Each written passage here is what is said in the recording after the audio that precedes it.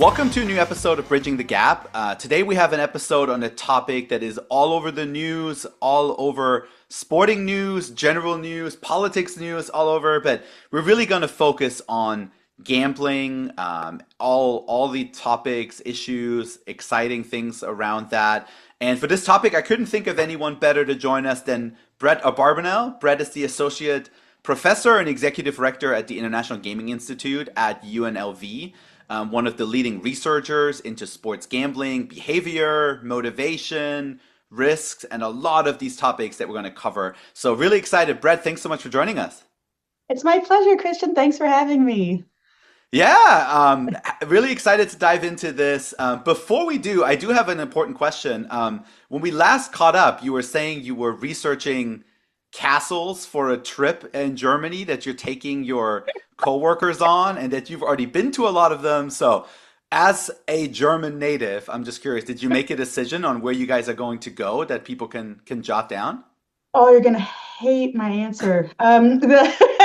Which is we couldn't agree on a castle that I hadn't been to, but or that I had already been to, but they hadn't been to, and we so in the end we sort of went with this. Okay, what's the theme that everybody wants? And here's where you'll hate it a lot less. The theme that everybody wanted for what will our adventure be today was chocolate, and so we're going to go on an adventure of various chocolate shops. Oh, nice. I think many of which are German, many of which are from the DACH area, to make sure that we're enjoying all the various sugary delights that can be had That's a from good your home audible. country. Yeah. Yeah, I like that. And then That's a maybe good we'll audible. visit a castle while we're at it. Yeah, sure. It's probably built in. That's a good choice. Yeah, there's definitely a lot of those around. And it's easy to fall asleep once you get all the sugar during the day. The walking in Yeah. the sugar, then at that point you're Yeah, it does really just out. well. Excellent icebreaker question, by the way. That was a good Yeah, one. Yeah, I I dig that appreciate one. it. Yeah. Well, excited to get your expertise. I know this is obviously a topic that is kind of all over conversations, all over the news. But before we kind of dive into a lot of these things, can you give us a bit of a background of what does the International Gaming Institute do? What do you guys all do as you're working on this topic? Yeah, so International Gaming Institute lives within the Division of Research at UNLV, and we study anything that falls underneath the umbrella of gambling, gaming, betting, casinos, whether that's something that's physically right down the street. We're only a few blocks away from the Las Vegas Strip, so we've got this nice, lovely laboratory very close by, to this huge new digital world that, frankly, actually isn't even that new anymore. It's become such a core part of our life. So the subjects that we cover include everything from problem gambling and addiction, all the way up to things like socioeconomic impact analyses, policy and regulation analysis, operations analysis, and finance, how to run these businesses. We really have a multidisciplinary look at what we do. And so everything that we do then falls within a lot of the traditional academic silos, and hopefully not too siloed, right, of research, education, and innovation. So we have our research arm that really underpins everything that we do. Of course, the major area that our research arm is looking at these days is AI. You talk about gambling as a huge subject. Even bigger, of course, is the sticking power of AI in the future there. We have our education programs, most of which live within that regulation and law space. We work with a lot of different gambling regulators from all over the world, as well as innovation. We have an entire arm that works on game development and technology development to improve this risk-taking space that we study. Yeah, great feedback. And how many of you are working on this? Is it a small team? Do you all have a large staff? Is it somewhere in between, or how many folks Yeah, are so involved? we have, if you include everybody, so everything from the executive director, our various different subcenters and programs, the students that we have that come and work from us, again, multidisciplinary. So we have students from at least six different departments on campus right now. We're at about 25 people. Wow, wow. Um, and obviously there's a lot in the US since 2018 with sports betting, but um, how long has the institute been around? Great question. We've been around since 1993. So Okay. we Yeah. started really working in that land-based area, right? The lab down the street from us was our main research capacity. And we've really grown since then. We've now worked in over 60 different jurisdictions, whether that's with governments, with industry, with other stakeholders, different nonprofits, clinical work. And so, as you mentioned, right, this is a subject that's now all over the news, all over the Twitter and X feeds of various politicians. This is a big subject now. We've really gone from kind of being the weirdos who study this thing that only people who go to Las Vegas Yeah. to being very popular, as it turns out. So it's really neat to be able to come and have opportunities like this and chat with you to talk about all the stuff that we've learned in the last 3.5 decades and what we'll look at going forward too. Yeah, I even think your answer shows that just speed of change of how much it's accelerated. So when we're looking at the sports landscape, a lot of the folks that might listen to this might know around, 2018 and the decision with PASPA and others, but it really went after that from a handful of states to now virtually the entire country, right? Did the pace of that adoption of how fast the states were adopting and making change surprise you of how that's accelerated, or was that kind of with your, expectations of what that would look like? So I would say in our world, PASPA being overturned was monumental. And so we expected speed. This was really something that had a whole lot of different factors that came into this growth, and we can talk about that in a second. But the pace of that growth was just it was astronomical. I mean, sometimes I feel like we all run around like Doc Brown with our goggles on, going, "Oh, Marty, there's more," right?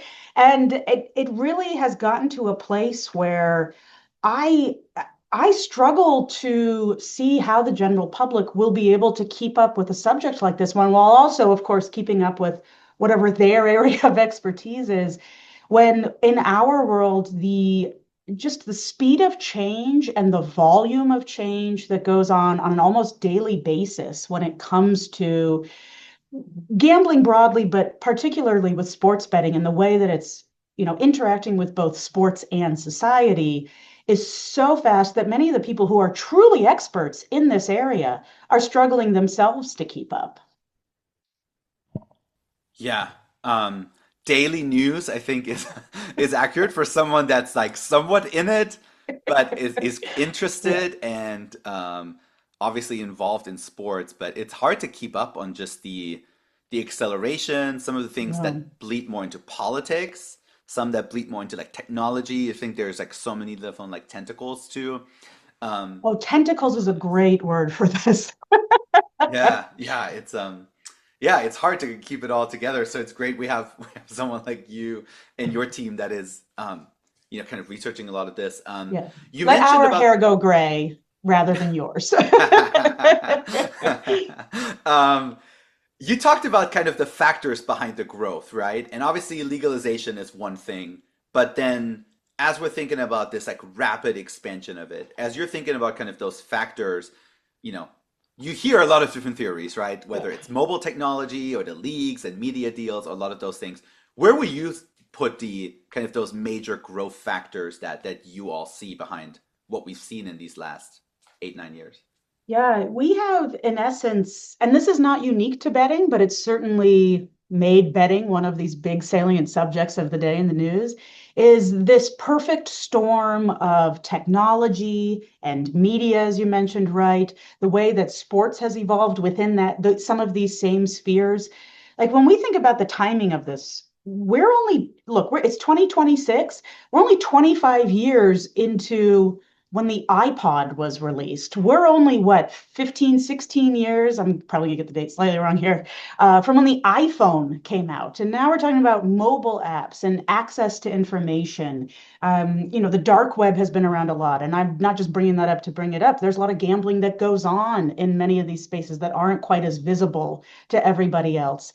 Um, because it's not just what's been legalized, it's also what has existed before and continues to exist outside the legal space. And a lot of that is driven by growth and development in technology. The ease of access to get to so many different things, right? I mean, I don't want to be like the old guy on a porch complaining about kids these days and the way that, you watch people walking around staring at their phone, because most people do that, right? It's not even just kids these days. A lot of people have an intimate almost relationship with their mobile phone. And so the ability now to place wagers, I talked about when we first started, our big focus at IGI was on the strip. And we talked about gambling, and you had to sort of come to one of the cathedrals of gambling like Las Vegas, or recently, not that recently anymore, right? Something like a Macau or a Singapore, one of these major areas that's dedicated to this activity. Or say, find a bookie on a street corner type of thing, or go to the racetrack, et cetera. Now it's really everywhere. And so the growth of mobile technology, which you mentioned, that is an absolutely massive element of this. And again, that speed of growth outside of gambling and within mobile technology alone means we're able to do so many different things. And there's so much innovation that's happened, not just in Christian, I can offer you a bet on the outcome of opening day for MLB, but which is today. So I should note for the recording here. um, but also within this, right? It's the ability to create engaging and innovative gamified apps. This is something that we're seeing across app technology and app development. That all then combines with some of the media deals that we've seen. So now gambling is much more normalized. And again, normalization, this doesn't mean bad, right? It can mean bad, but it also can mean education. And when we put something under a spotlight, it means that we see it more clearly. And so it offers not just this element of in your face, but also in your face with the ability to learn more about what that thing is. So I do want to emphasize that I'll say normalization probably a few times whilst we chat. That doesn't have a negative or a positive connotation. It is very much the word itself, normalization. We then see the presence of the sports leagues, whether that's something, again, MLB, whether that's something related to a FIFA and the upcoming FIFA World Cup that will be here in North America. All of these different areas have now different relationships with gambling or gambling-esque, I'll call them entities. I know we plan to talk about that as well, which means that we see that much more. It's advertised more. It might be something that's not just available in a mobile app, but it's fed to you through another means of access. So let's say I'm on an app to get sports news or sports information, sports data. There's many of these. Some of those may have a relationship with one of the betting entities. And so I'm accessing betting either through that third party data or news app, or it's redirecting me to another betting app. So, for example, some of the relationships in this, ESPN and DraftKings have a relationship around sort of connecting between the others. And again, other direction too. DraftKings is then has that relationship with ESPN, so they're directing people to ESPN for news and information. We see some non-exclusive agreements with a whole variety of different teams. So, for example, you'll see lots of different betting logos now around the boards at an NHL game. You'll see them maybe related to the football games you're watching in the fall. All these different things are now cropping up, different odds that you'll see on broadcast, whether it's something that's easily available through an app. It might be fed to you through a targeted advertisement on YouTube. All of these different things are part of this massive growth. And it's all made possible because there are so many different elements. I'll use tentacles, the word you used before, that are feeding into a really complex space of technology growth. And big within that, certainly in our world, is this gambling idea and these gambling activities. Yeah. You kind of took a bit, one of the questions we have a little bit later we'll touch on as well, but just I think just listening to your answer, kind of like the ubiquitousness of, unless you're like fully off your phone and off of sports in general, you're not going to be able not to notice the growth and like the just where sports gambling is, right? Yeah. Even if you're not actively participating in it or actively researching in it, it's definitely a bit all around us. I think the other thing I really took away is you mentioned this. You gave the example of the iPod and the iPhone, how somewhat native, how young this still is. Um, in other countries, this has been around a bit longer on the sports side, especially, right? Yeah. I know we talked about Europe and other countries. Um, when you've seen in your research where this growth has played out before, maybe not quite with the mobile betting and the phones and everything that's there, but um, what do you think the US like has learned in the way that's been rolled out? What was maybe ignored? What should be learned? I know this is a loaded question, but what have we seen in other countries that have gone through this and are a little bit older in that trajectory than the US is? Yeah, the sports betting markets, legal sports betting markets, I should be clear. I don't want to pretend that this didn't exist before 2018. It absolutely did. It just existed in different forms, right? So we should make sure that we're cognizant of this as we think about North America here. Legal sports betting and sort of within a regulated space, having regular oversight from various regulatory agencies, that has been, there's a much more mature trajectory that we can look at in quite a lot of parts of the world, and in particular within Europe, where we've seen legal sports betting in several jurisdictions now for decades, right? And again, think about the use of this. When I say for decades, I'm not going back 100 years. I'm going back maybe 20 or 30 years. Some of the first legal sports bets, or legal bets in general, on or bets online, or rather, I shouldn't even say legal on this, because it predates legality. We're really only the mid to late 90s. I mean, we're not talking about a really long time here. So the trajectory for everybody is still somewhat short, but it's certainly more mature in certain other parts of the world. And one of the things that we've seen that I think we're currently learning here in the US is this kind of trajectory that we've seen across history in gambling as a whole, and certainly within the sports betting space, is kind of a roller coaster of growth, acceptance, backlash, restriction. Um, so, for example, the what we've seen in the UK is quite a large growth in sports betting. This is a place where there was a long cultural history of betting on things like racing, whether that's horse racing or dog racing, which has really shrunk quite a lot over the years, as well as, of course, in football, right? The English Premier League is a huge, huge, huge part of European sport. And so there's been betting on that for many years, predating, of course, some of this online space. And so that's long been regulated and long been part of culture. And so as the online space grew, betting very naturally migrated into that space. That was included in some, again, young but also old for our discussion. 2005 Gaming Act, a gambling act in the UK, started regulating this space. So we saw quite huge growth. Then following huge growth, it's very normal to see with something like a controversial subject, and certainly within the gambling space, is backlash. Lots and lots of backlash, and then elements of restriction. This doesn't mean a ban, and historically, sometimes it could be banned, but for the most part, it's a the metaphor is the metaphor, right? The toothpaste is out of the tube for a lot of this stuff. If you try and get rid of something, there's going to be backlash from the other side saying, "Hey, wait, how dare you take this away from me?" We see this all the time. It's not unique to our space.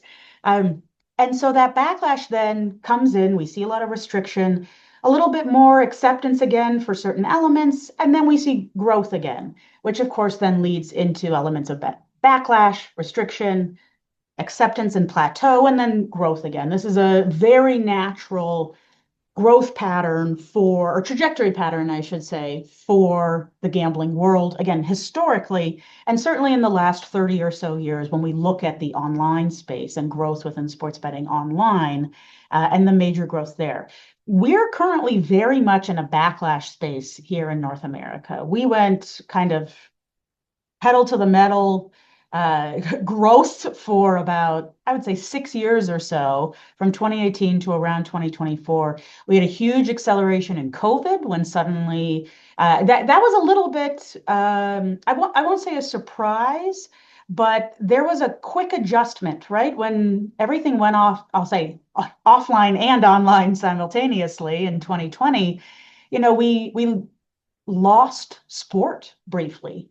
Um, that wasn't something we could do all the time. And so sports betting and betting entities had to shift. What was something that could be available? We see a lot of simulated sports, and I'm happy to talk about that briefly, though it's not quite as big in North America.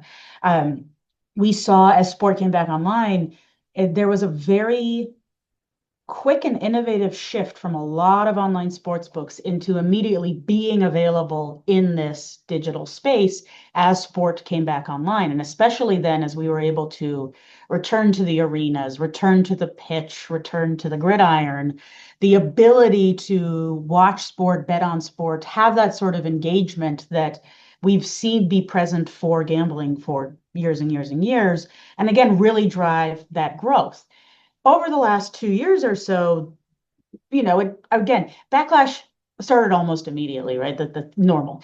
Really saw a lot of public backlash, major media headlines.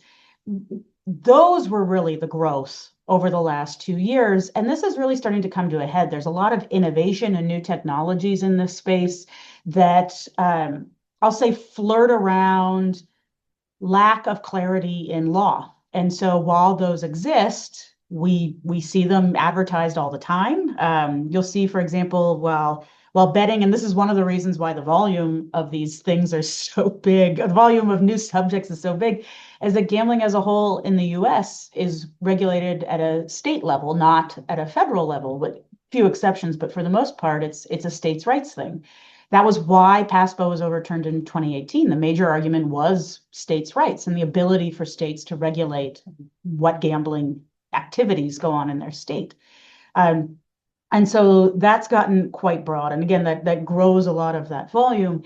And every state now is, again, going through change. We see states that legalized very quickly now looking at making changes to that. There are new state level Senate or Congress or state Congress bills that are going in to potentially change things like bans on advertising, to increase minimum age for gambling, to increase tax rates, for example. And all of that is in response to a lot of the backlash that we've seen.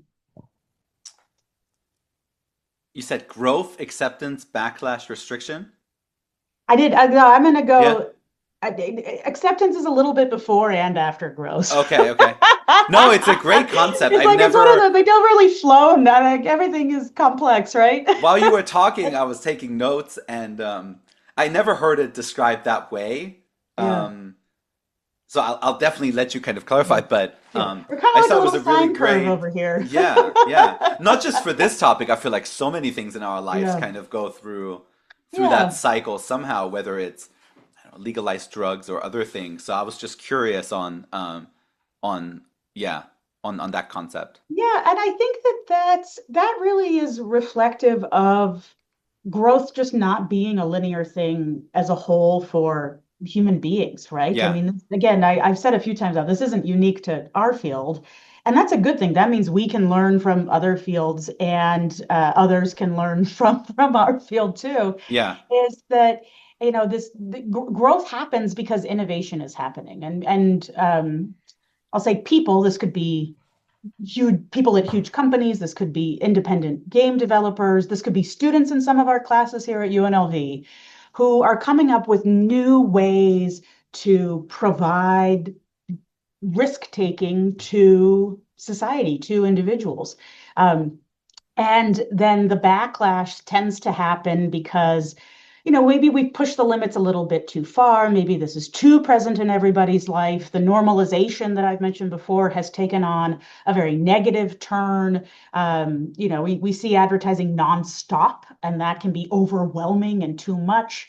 That can be, I mentioned the ability for normalization to educate.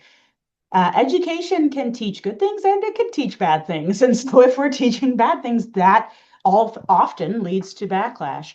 And then restriction is what follows that. If there's enough backlash and there are very legitimate reasons for that backlash, and in many cases there are, when we think about things like problem gambling, when we think about things like athlete abuse, which has become such a salient issue here, when we think about things like sports integrity, we've certainly seen plenty of scandals over the last few years.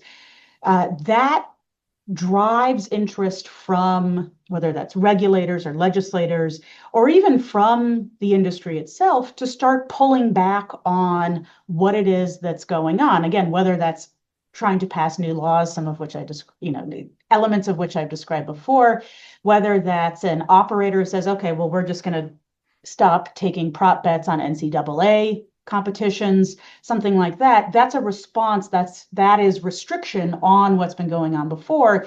And then that helps with future growth. Growth doesn't mean we go back down the same trajectory saying, all right, well, we've had enough time of this restriction, let's try it again. Yeah. It can mean innovating into a completely different direction and trying something new, creating new products, new advertising techniques. We also see innovation in concepts like responsible gambling, which is harm prevention spaces, and trying to educate people on various subjects like what is healthy gambling? What is creating a bankroll?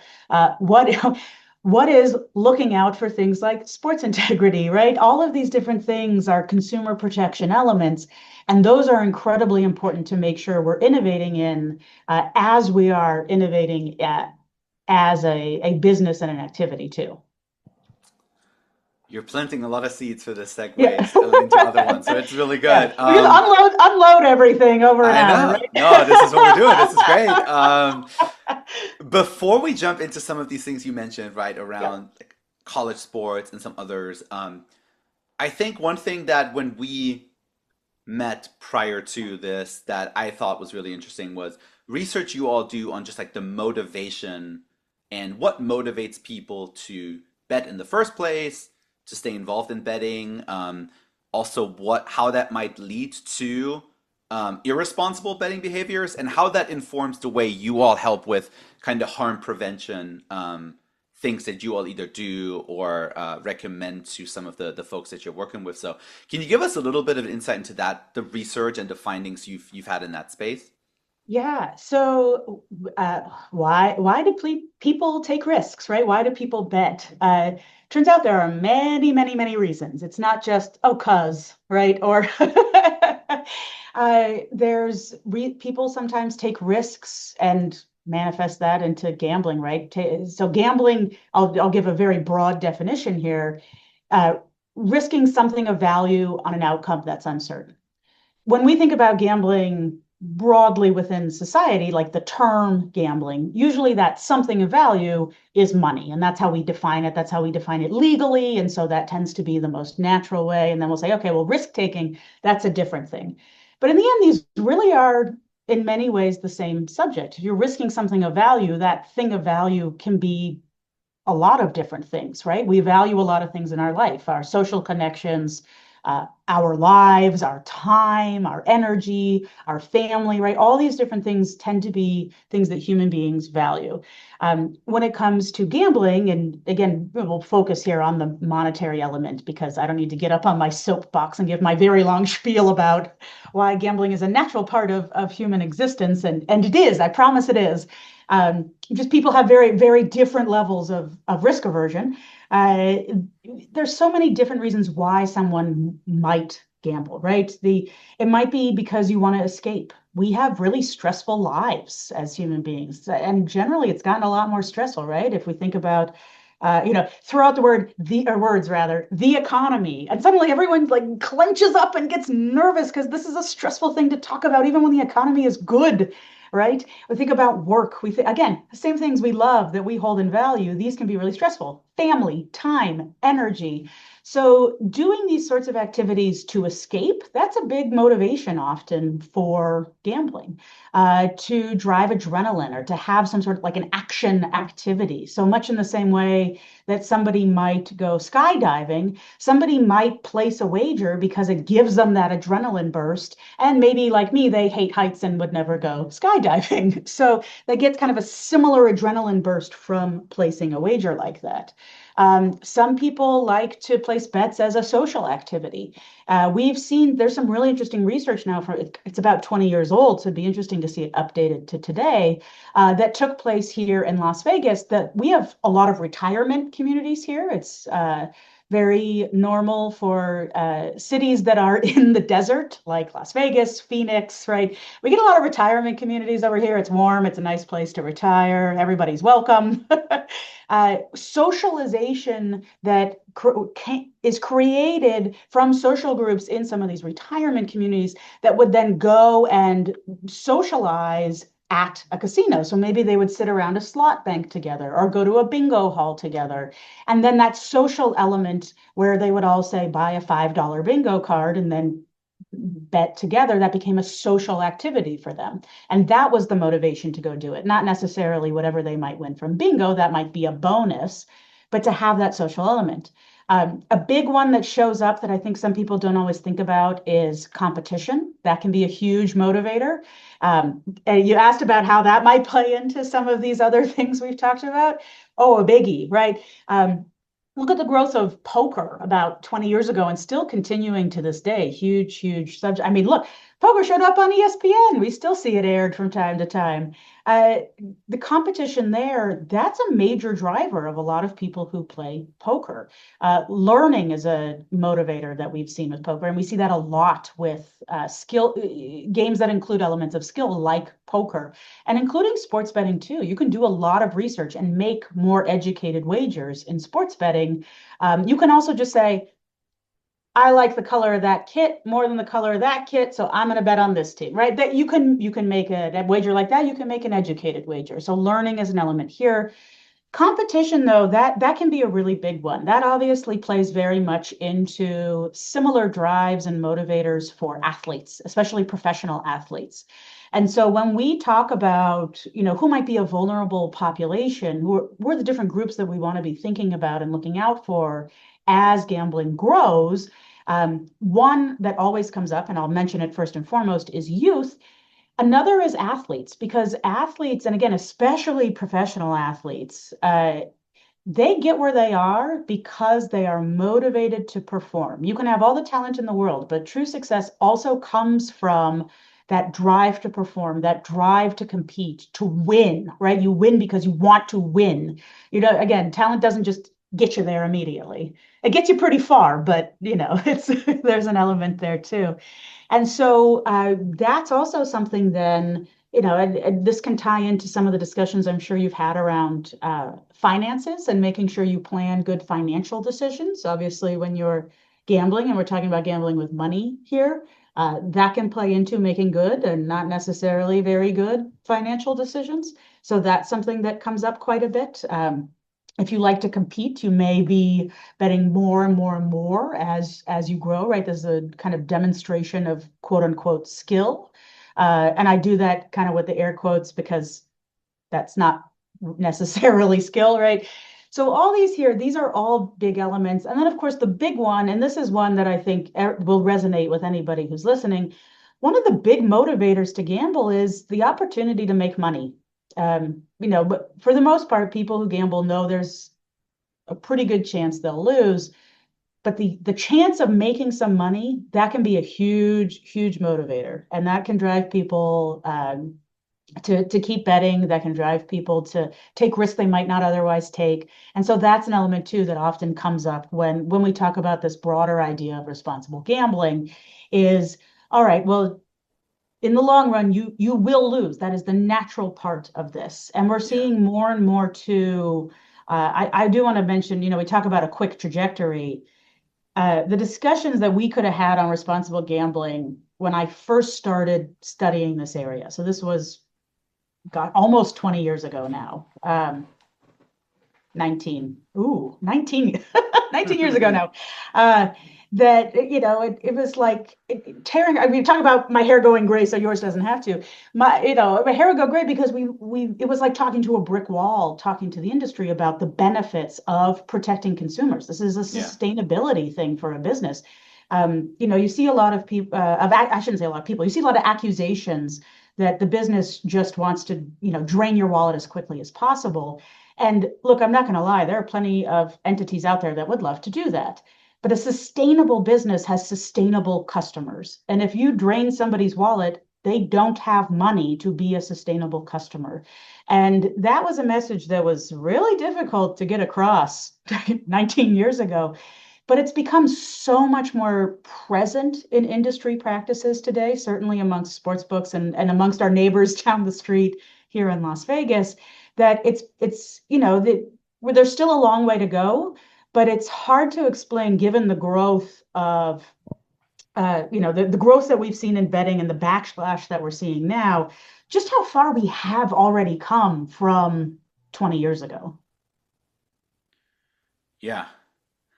Yeah, I think the motivational pieces that you were mentioning, I think some are obvious. I think most people have either heard or seen, but Yeah. I think especially us working with a lot of athletes, as you were mentioning, just that competitive drive and how it Oh, comes yeah. out. You know, it's March.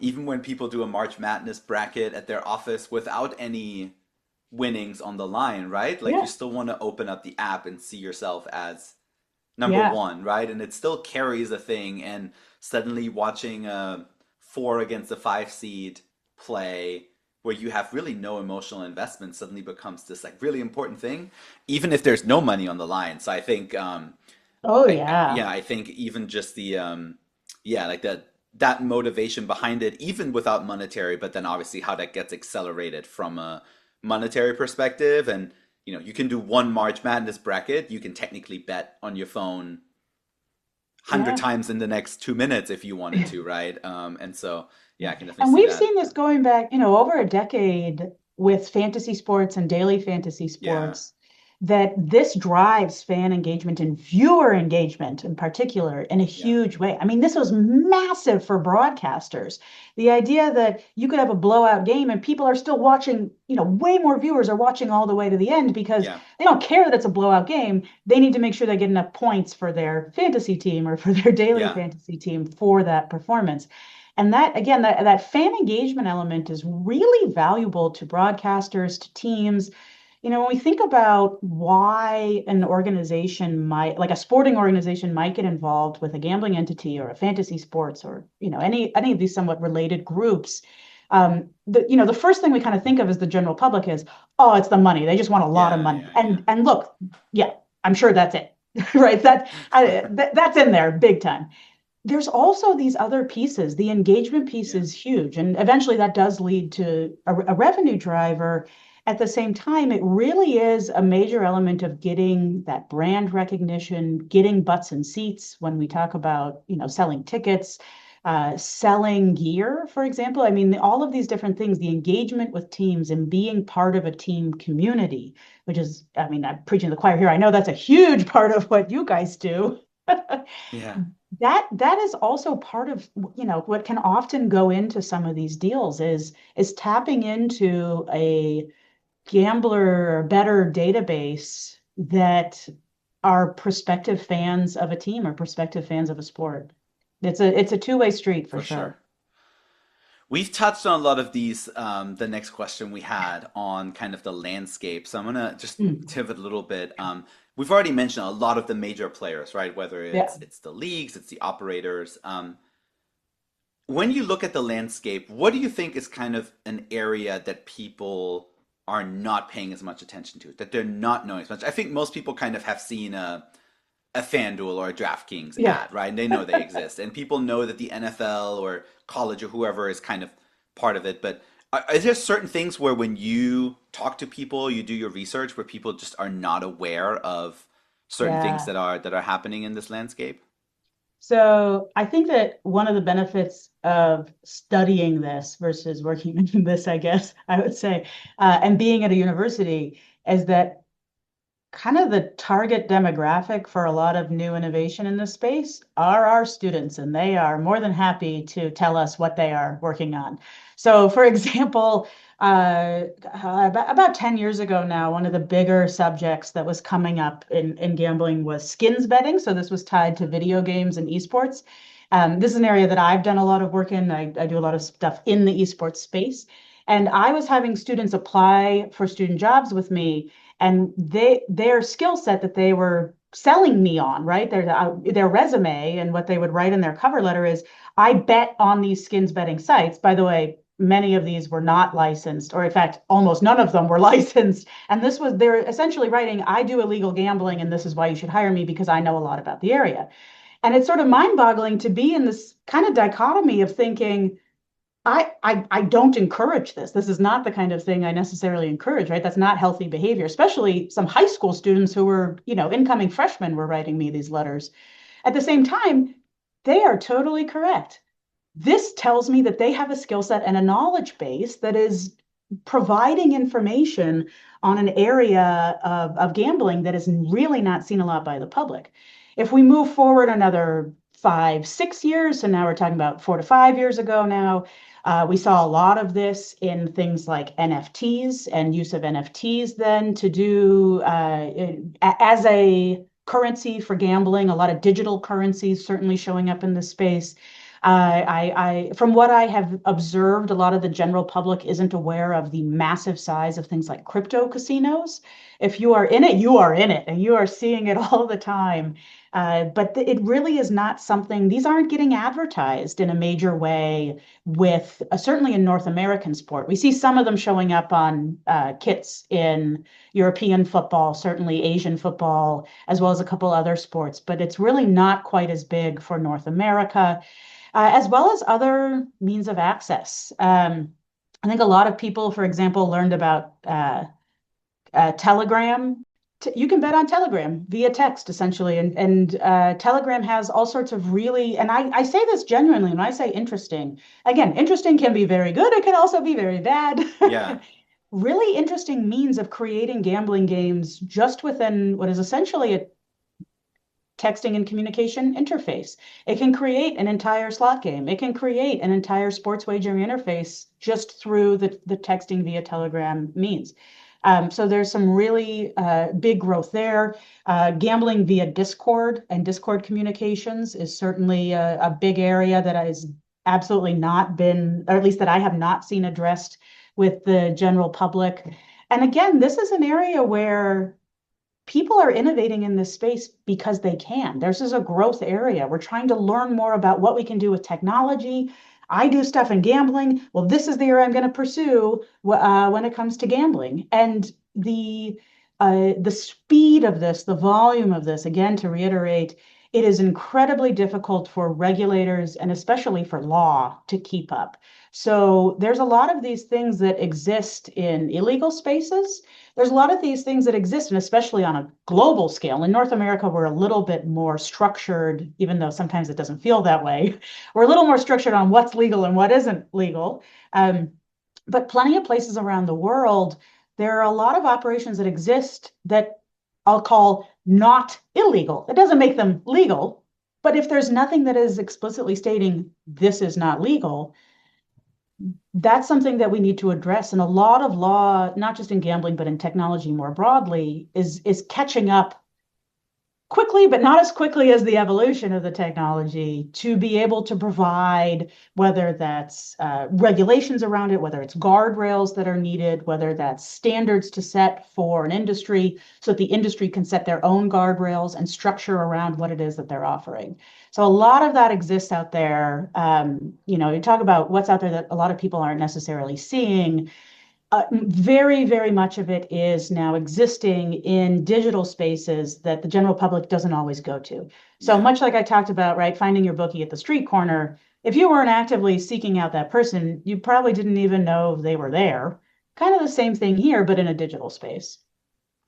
Yeah, no, fascinating. I think if I take myself as the focus group, I had a couple things you mentioned there I did not know. They make a Yeah. lot of sense to me now, like why they exist and why users are going there. Yeah.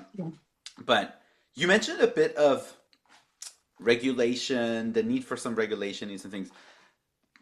I'm not a legal expert, but maybe a good transition to one of the conversations a lot around sports, politics, or prediction markets, and how it's to some people blurs the lines between what financial trading, sports betting, what that all might be. When you guys are doing the research, like how do you think about the distinction Yeah. between this? And how does that inform maybe some of the ways it can be regulated? I know it's a very loaded topic, but Oh um, boy. just yeah, can you help unpack that a little bit for the audience? Because I know that's obviously a big piece where for a lot of people it feels like gambling, but I know it might not be. So that would be just a yeah. I know it's a loaded Yeah. question I'm handing over to you right now. So yes, that's the short answer, right? It is such a, and I'm gonna use polite words and not rude words here. It is a cluster. Oh my Yeah. gosh. So thinking about prediction markets, so first again, I want to emphasize, as we have with a lot of this stuff, prediction markets didn't just show up a couple years ago, right? These are derivatives markets, it's futures trading. These have existed for a very long time. In fact, for a long time, a lot of people probably didn't even realize that the CFTC existed. It was around largely to think about agricultural futures. It was in the Department of Agriculture for a long time. And it was really around the time of Dodd-Frank, and we saw a lot of reformation around consumer finance protections that CFTC became much more well known, certainly in the American, USA American general view. Um, so futures trading has been around a very long time. And for a very long time, there was this acceptance that the way that gaming, and gaming is the word that's used with some of the CFTC former guidance, existed included sports events. And so sports events were excluded from futures wagering. I talk about innovation. Innovation in this case is growing a futures product, a derivatives product, into uh, doing different types of potential outcomes and events. So we see a lot more, right? The idea of weather. This is something that naturally fits within kind of an agricultural space. Weather can be used for insurance purposes. So if I want to use a prediction market to predict that there will be a hurricane in South Florida, which generally a pretty good prediction in the next few months, or at least certainly 6 months or so when we hit hurricane season. Yeah. Um, and what that means if I can't, for example, get insured, because plenty of people in Florida, certainly along kind of the Tampa Bay coast and along South Florida as well, you can't get insurance if you live right on the water. So why don't I just predict with a lot of money that there will be a huge hurricane and it'll hit XYZ location, and then that payout will kind of replace whatever insurance I can't get. That's a potential use of a prediction market. It's when we get into some of these questions around a sports event outcome is, okay, well, what's the economic impact of this? Is there an actual underlying asset for this sports event? Is this something that actually is a prediction, a future that we want to be betting on, or is this just sports betting? And when we think about this as IGI, and here I'll put in my disclaimer too, Christian, like you, I'm also not a lawyer. I don't even try to pretend to be one on TV. This is, I want to be very, very clear. There's a lot of that I am aware of within this law, but I don't give legal advice here. Yeah. When we approach this subject, for us, it's the definition of it, whether this is defined as sports betting or if it ends up eventually, and there are a lot of lawsuits for this, states suing prediction markets counter-suing states. Um, We've got tribal gaming interests suing at the federal level because their existence and their gambling existence is based in federal act, not in state act. So a lot of this very much, there's a lot of complexities here. So the way that we approach it is, as these definitions, legal definitions are determined, we will fit that into the work that we're doing.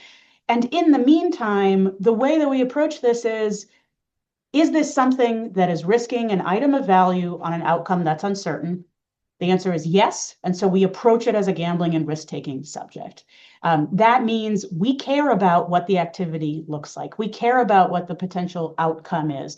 We care about whether or not it might be causing harm, whether that's individual harm with regard to an individual's problematic gambling, whether that's something that might be affecting their family and friends, whether that's something that exists within, I mentioned athlete abuse before. So whether that's something that has people abusing athletes because they did not perform to the level that the gambler wanted, or even threatening lives. Like we saw recently, there was a Times of Israel article where a reporter was reporting on war outcomes and was getting threatened because they had reported certain outcomes in a major news media outlet that was being used by the prediction markets to dictate the outcome that was getting settled on that site. Um, Whether it's something like sports integrity, these are markets that don't have what within prediction markets, there's not a lot of oversight with regard to integrity guardrails, preventing people who have insider information from placing bets on that. And we've seen that plenty with a lot of these outcomes, certainly beyond sport, like plenty of headlines, even this morning. I saw some that looked at people who placed wagers on the bombing of Iran seconds before the news came out, right? I mean, this is really something that we need to have an element of integrity monitoring that currently isn't present, but can be. And so that's the sort of thing that we think about with this. We treat this as gambling because it is risking something of value on an outcome that's uncertain. And therefore, we approach it with these same questions, guidelines, suggestions that we do with any other gambling subject. Yeah. To your last point there, that's like when I think about it, very similar. It's you're betting money on an outcome. Yeah. So that's where from as a you know, as someone who's not an expert, that's where it's always very hard. And I listen to things and I read things and I understand from the nuanced perspective where it is slightly different. Like you're not betting against a house that's setting a line and you're kind of Yeah. doing things of that nature.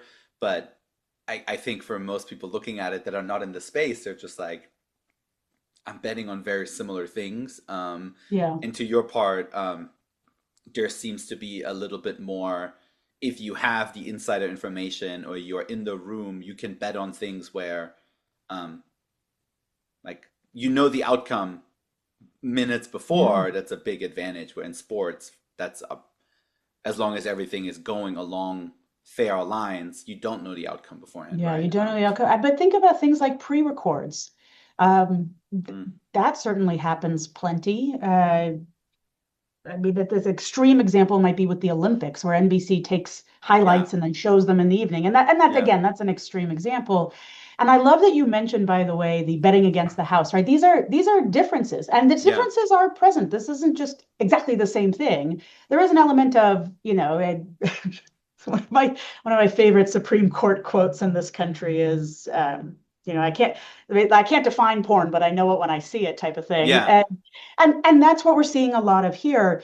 The betting against the house versus betting against others, there is betting against others that exists within legalized gambling and regulated gambling. So poker, for example, right? You're not betting against the house when you play poker. You're betting against the other people at the yeah, table, and the house takes a rake. So this does exist. This structure does exist yeah. within regulated gambling. And so that may end up being something that's present. But the complexities of this as it moves forward. There's a lot of political issues within it, right? Like the current presidential administration has vested interests in a variety of the different players who are in this space. It's become clear that the CFTC will be throwing its weight around in various court cases in a way that, as a commission, it had largely been sort of step aside, let the courts decide in the past, right? A lot of these things are changing and changing quickly. Yeah. The future is uncertain. But we are very much in that same backlash stage with prediction markets as well. I mean, this is again a near daily headline for a lot of these subjects, and so as that comes together and sort of spreads out into whatever the future will exist for North American sport and North American sports betting, we are still approaching this as a gambling or again, gambling-esque is the word I used earlier, subject, because it doesn't, no matter how it's defined, there is that element of uncertainty. So there is the potential for harm. There is the potential for interesting innovation. All of these different things exist here. And that's very much what we need to be mindful of as it grows. I don't expect this to be settled anytime soon. I think this is Yeah. another subject that will end up in front of the Supreme Court. So put it that in the queue, because how many Yeah. other subjects are going to go before the I Supreme know. Court in the interim?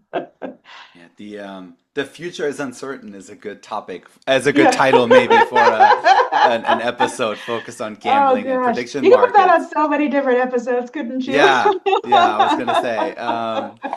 Um, this is obviously a conversation. We talk a lot about athletics, college athletics. Mhm. Sports gambling in the college athletic space is kind of a unique environment, right? When it comes Yeah. to um, just there's a lot more college games than pro games.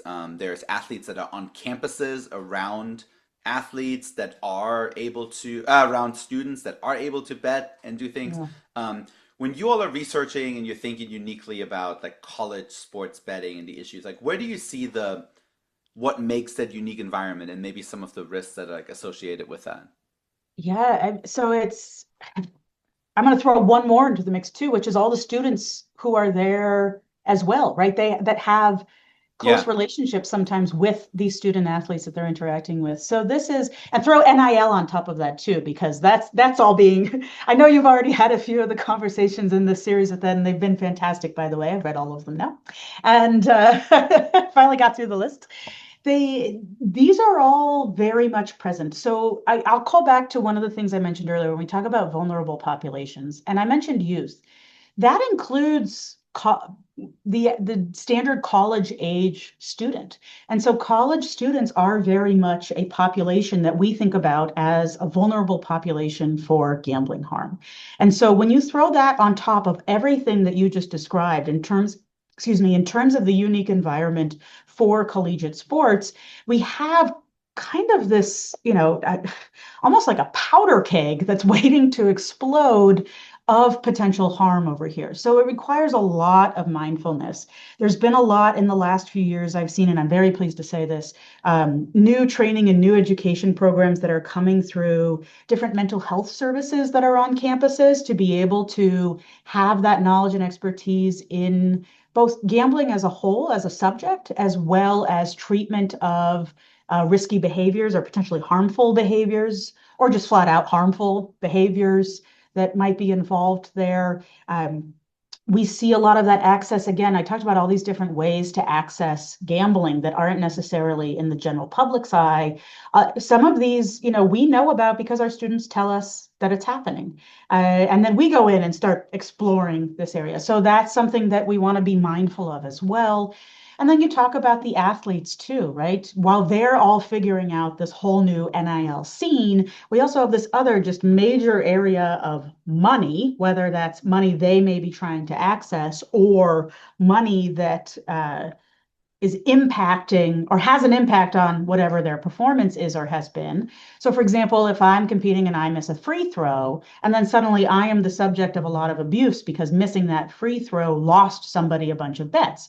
Meanwhile, by the way, I might be getting a bunch of thank you notes because missing that free throw won a bunch of people a bunch of bets. I mean, this is like a roller coaster of emotion up to and including death threats. I mean, this is a very, very serious thing.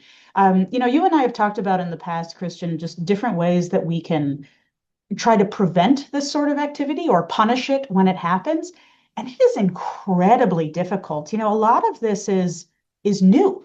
And so there's lots of different strategies. I wouldn't even say we have best practice strategies yet. We have strategies that we are trying out because we think they're going to be the best practice strategies. And if they work, wonderful. And if they don't work, well, I got to throw that away and let's try something new. So an example, actually, I mentioned a little bit earlier. A betting site, some betting sites have opted not to take prop bets on NCAA matches or other league matches too. These prop bets are certainly it's one of the biggest growth areas for online sports betting as a vertical, a product vertical. It's also one of the biggest areas of athlete abuse. And so again, we talk about 20 years ago, maybe maybe some of the industry wasn't super keen to be hearing that there were some issues with the product that they were offering. There is a difference today, and I'm hopeful that that trajectory will also continue, where we are seeing people saying, you know what, let's try this out. Let's see if this does help with prevention of athlete abuse and where we can go from there. And so I think that will be a really interesting prevention strategy again going forward. There's limitations to this kind of strategy. Just because some betting sites are preventing prop betting or banning prop betting on their own site doesn't mean it's not available elsewhere.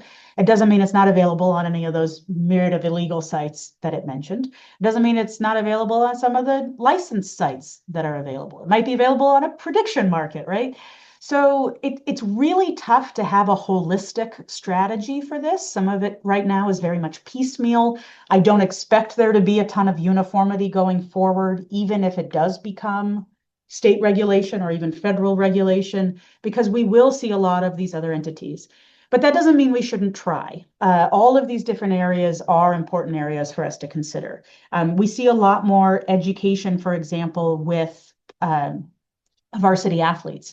So a lot of athletics departments now at universities all over North America have partnerships with there are a whole bunch of different education programs. Bridge Athletics is one of them, right?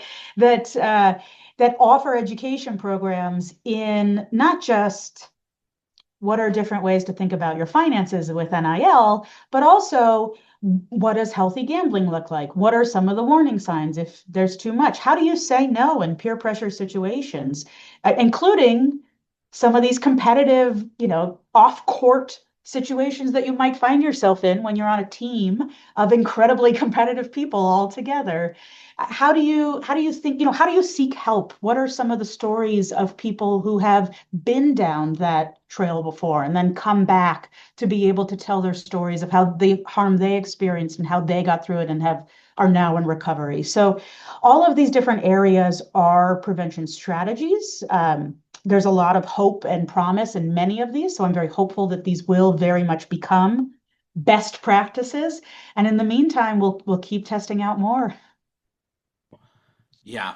It's to your point, I think I always think of the two sides of the the education on the actual like how can this harm you if you're getting involved or from an athlete perspective, and then the other standpoint that you mentioned around how do we help protect you as the athlete from harm that's coming to you from social media, in person, all of these different things that are there, and building the framework. I do agree with working with a lot of colleges of the resources are really stepping up in terms of helping the athletes from a Hmm. mental health perspective, which is great. And I think this generation of athlete is a lot more to really their benefit, I think, is a lot more open to seeking out those services Yes, than agreed. um, when I was playing my sport 15 years ago. I think it wasn't as normal to be like, I'm going to go seek someone. So I think that there is definitely a generation on campuses that see the benefit of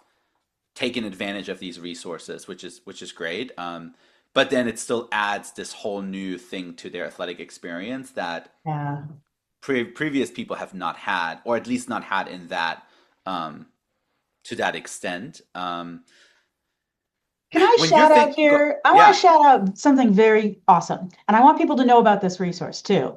Is the National Council on Problem Gambling has what they call agility grants, and these are grants. They're not for research; they are for activity, particularly around harm prevention and oh treatment. cool, And they've done a lot of agility grants over the years to universities all over the US to build exactly those resources you just described, providing a lot more mental health support, specifically around gambling, which again, for a long time, I said at the beginning here, people just thought we were these weirdos. Why would you study gambling? What a strange thing. Who the heck is the kind yeah. of person who gets attracted to that?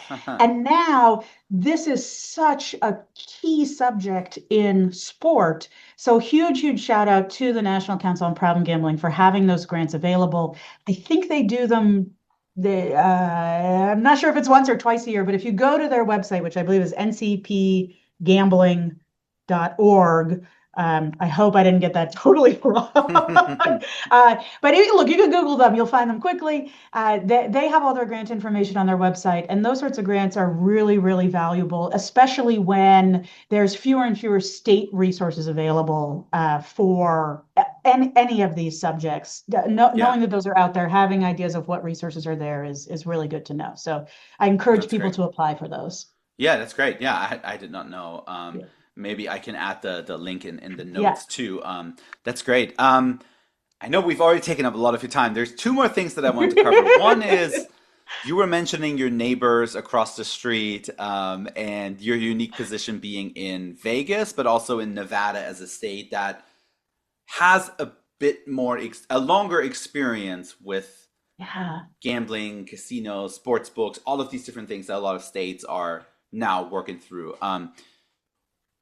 I guess from what you've seen in the state of Nevada, and when it comes to that, what are some things that you think other states can learn from what Nevada has kind of tried, maybe failed in some and improved and kind of just had a little bit more bites at the apple there? Like what are some of the things that stick out for you there? Yeah, I mean, look, I'll particularly focus on Las Vegas, and I want to emphasize that because um, I don't want the whole state of Nevada to think that I think only Las Vegas is Nevada. We have a whole awesome state here. In Las Vegas, it's been really interesting as UNLV to see some of this growth and the different partnerships, many of which failed between universities and sports books because we didn't really think as some of those grew, especially in like 2018, 2019, 2020, didn't really think about what it meant to have a partnership between a university and a betting entity. I mean, we talked about all the different vulnerabilities, vulnerable populations, risks, et cetera, there. And so many of those failed. I mean, look at what some of the activities were. I mean, it was like offering free bets to 18-year-olds who were on an email list for alumni association or athletics signups, right? Or just ways that they were set up in a way that simply couldn't be sustainable because the public wasn't ready for those sorts of relationships and the backlash was massive. It might have been too close to athletics and performance things that were going on. Whereas here at UNLV, I mean, we genuinely are just a few blocks from the strip, and we have tons of relationships as a university and as an athletics department as well with a lot of these integrated resorts and the casinos that are within them. So, for example, we have casino hotels that are the official hotel of the visiting team's parents. We have one of those. We have the official hotel casino of the visiting team of the alumni association. All of these different groups have relationships or official entities, right, that with athletics in a way that has been present for such a long time that it's been normalized in a way that it might and lean toward the positive. They're our community members. They are using their activities, their business activities, and their community service activities to bolster UNLV. And so we've had the time and the trajectory to figure out what that can look like. The same goes, you mentioned our regulators, right? The same goes for relationships with the regulators. This is still a pretty small state, so I will note that we're a little unique in the sense that, the whole state has about 3.5 million people here. Um, that's what, a third the size of LA Basin. I mean, it's not so size important here.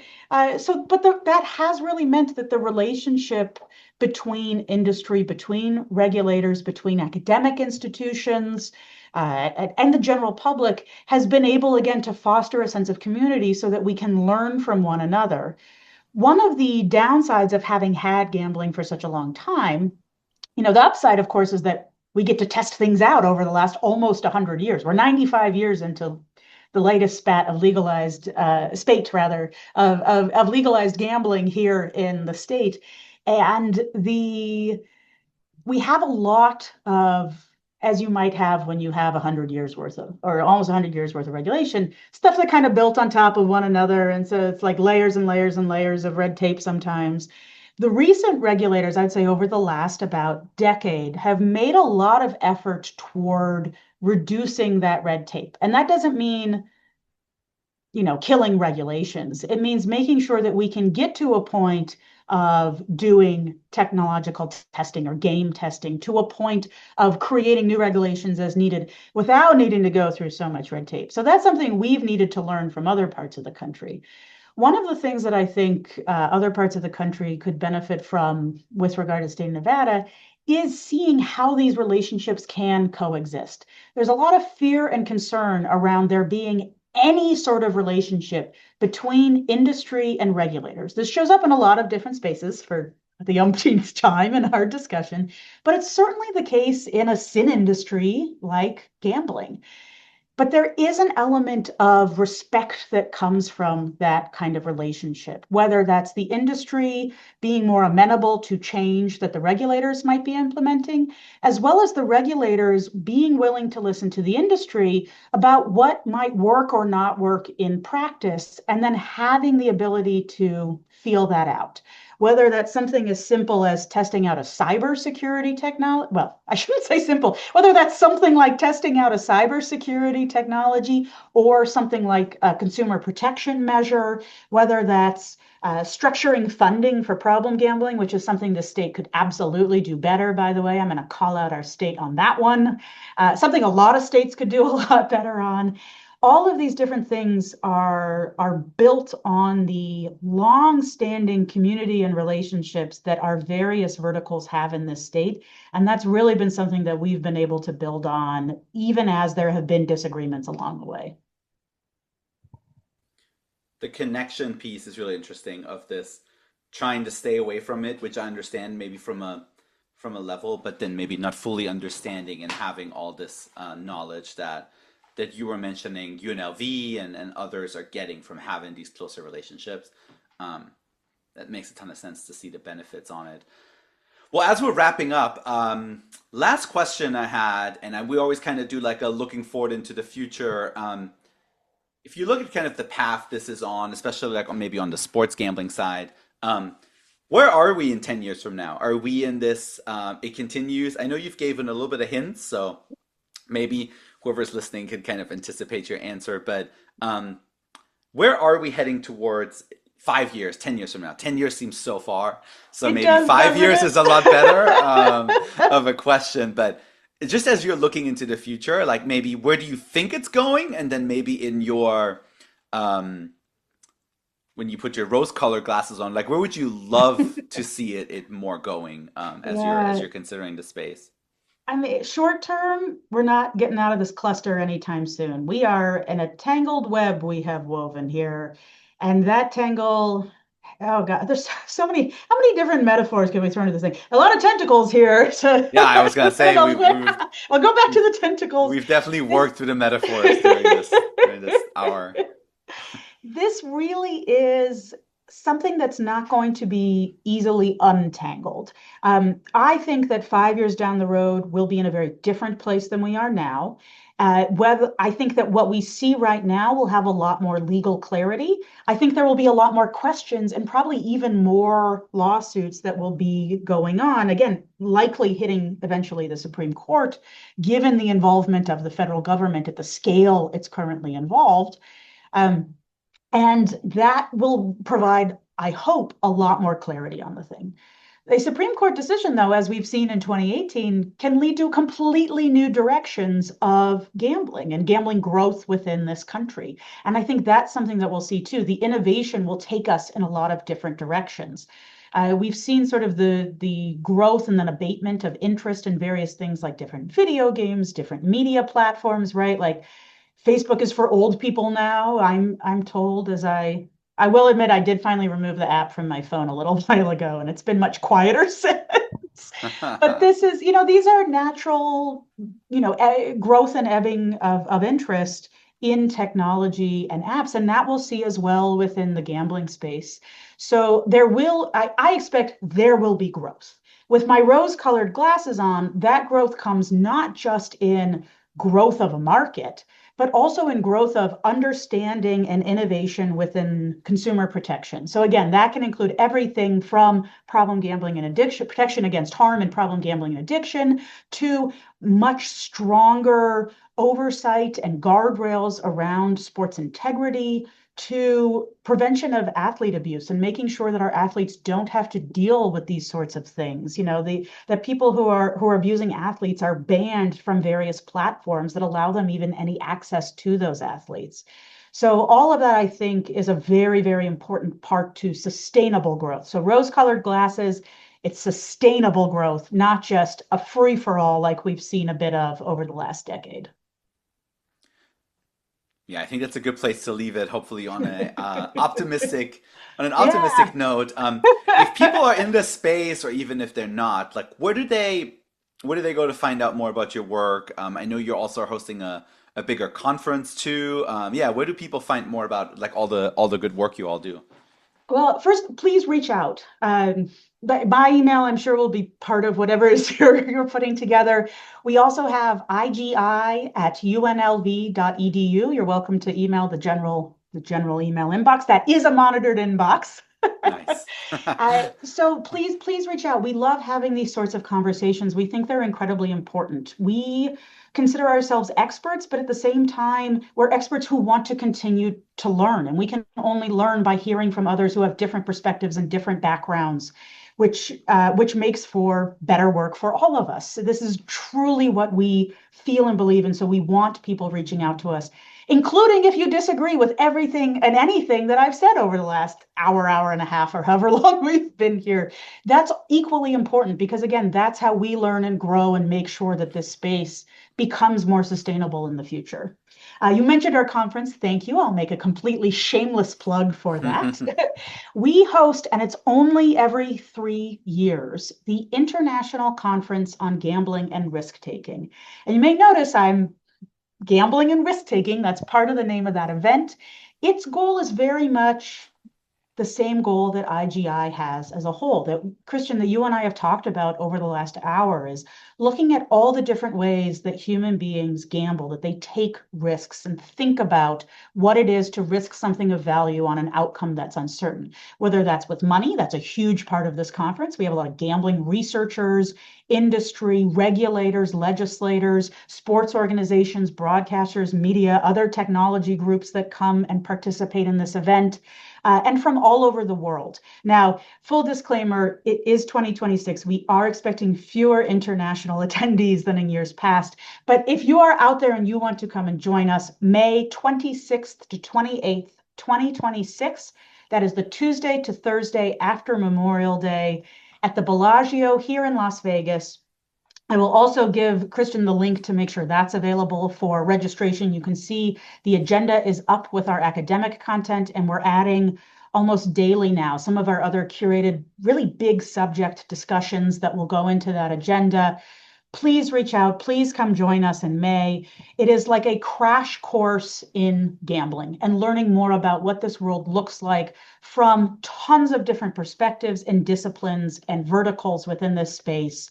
And the whole goal is exactly what I just said with those rose-colored glasses on. It's about having a sustainable future for what gambling and risk-taking is in our everyday lives. Amazing. Yeah, and it gives an excuse to go to Vegas in May, which Yes.